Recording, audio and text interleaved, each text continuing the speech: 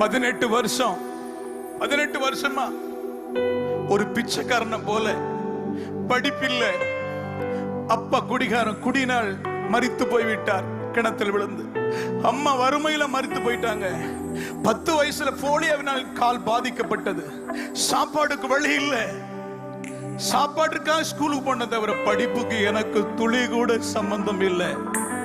10ஆவதுல all சப்ஜெக்ட்ல 37 mark தான் எனக்கு மார்க் வந்தது. ஆல் சப்ஜெக்ட்ல இந்த மார்க்கை வச்சு என்ன செய்ய முடியும்? நான் ஊரார் மத்தியில மதுபான பாடலை போல ஆனேன். ஊரார் சொன்னாங்க, ட்ரெயின்ல போய் பிச்சை எடு என்று சொன்னார்கள். என் தலையில கொட்டுவார்கள்.